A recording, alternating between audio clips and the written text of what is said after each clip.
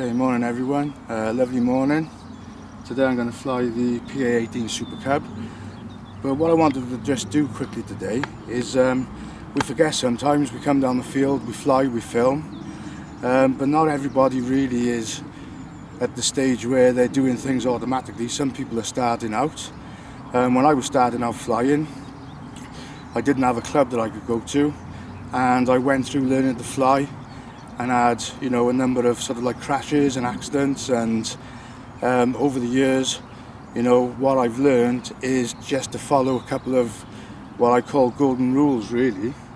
So I'm just going to go through that with you today. Okay, one of the first things I always do before I fly, I make sure that the battery I've put in is fully charged. So you can see I've got my battery checker. I'm running 4 cells today, and yeah, right, we're on 99%. So yeah, we're all fully charged, so that's a good start.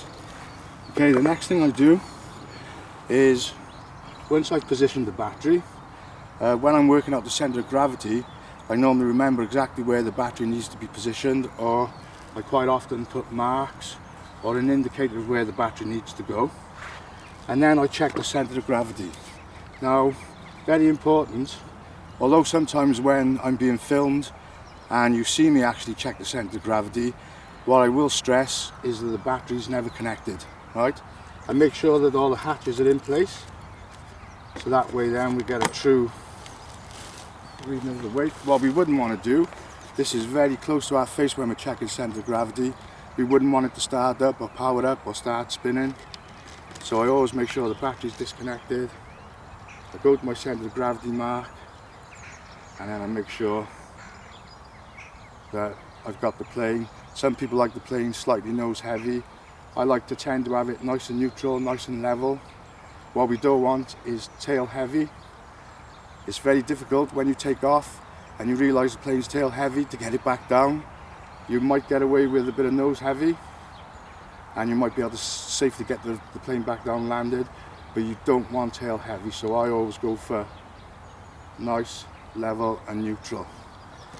Okay, so that's the center of gravity check. The next thing I do then is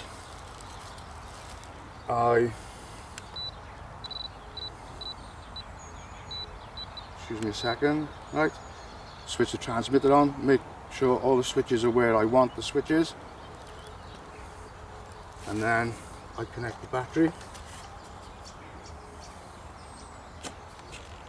and then I let the plane go through its cycle. Okay, so the plane's gone through its startup cycle, and then the next thing I always do is I always do a range check. So I'm going to go to the setup list and then down to range check. Now what the range check does is it puts the transmitter in a low signal strength, and obviously, right, what they recommend is you walk 40 paces, right, and then you depress the trainer button and you move your control surface to make sure you're getting the signal. I don't just go just in one direction. I normally go to the side, behind, in front, and quite often over the other side as well. But of course we got this massive clump of grass here, but I always do a range check before I fly. So I'm just going to quickly now count out my 40 steps.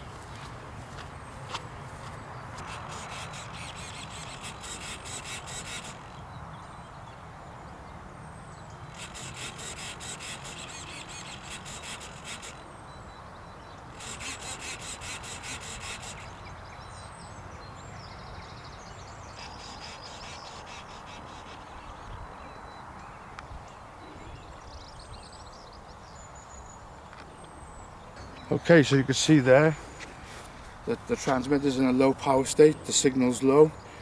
You walk that distance. If your control surface is not working, then there's something wrong. So you would need to check your transmitter batteries, or you might have put a dead battery in there, or your antennas are in the wrong place. But it's a good way of finding out potential problems before you start flying. Okay, right. Okay, something else I always do as well, which is quite often overlooked, is if you're on a windy day, we're lucky today, there's not much wind at all, but if you are on a windy day, you want to be taking off into the wind and landing into the wind. When you take off, the wind will help lift the plane, get it off the ground a bit quicker, and when you're landing, it helps to slow the plane down on descent. It's not always possible to do. I'm lucky I got a massive field. Quite often you'll see when I'm flying, I'm taking off in the opposite direction. That's because that's what way the wind's blowing. What's always tricky is when the wind's coming from the side and you can't always take off, so you're going into the wind. So that can be, even in a big field like this, sometimes if the wind's blowing towards us when we're stood here and we've got to take off that way, or the wind's blowing this way and we've got to take off that way, it could be quite difficult. So if you're taking off and landing in a crosswind, it can be very, very tricky.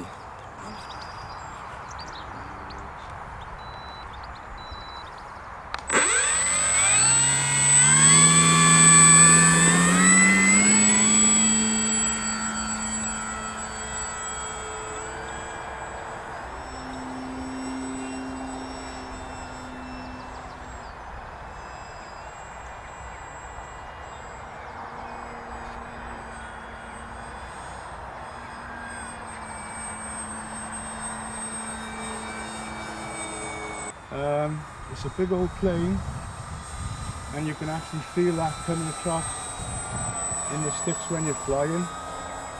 You know, it does feel quite heavy. It's a very nice, relaxed flying plane. Not really one I tend to do that many manoeuvres with. I tend to like to fly it just nice and scale because it looks the part. It's a lovely looking plane.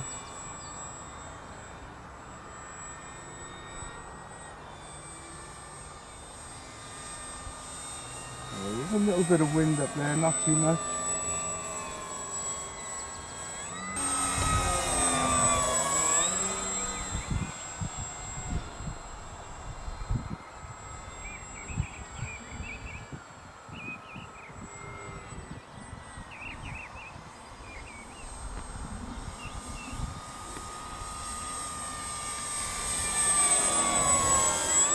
Just see the plane bumping around a little bit. That's where she's being affected just a little bit by the wind.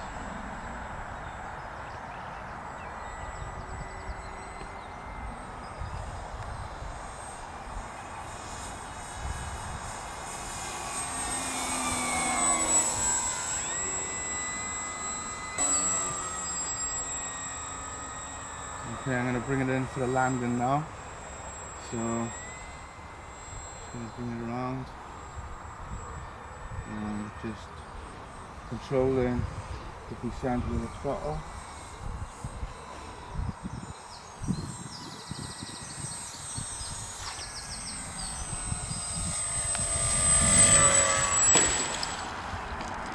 Yeah, quite tricky today. Our wind's coming now. It's actually changed direction since I started flying. So there you go, right, just a little bit of a guide to what I do before every time I fly.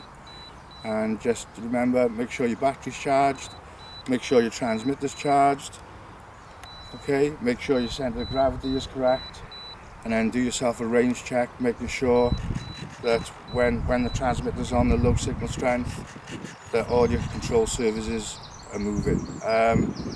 You know, it won't stop you having accidents, unfortunately. We all crash, but it can cut down on possibly the amount of times you crash. So I hope that helps, okay? Bye.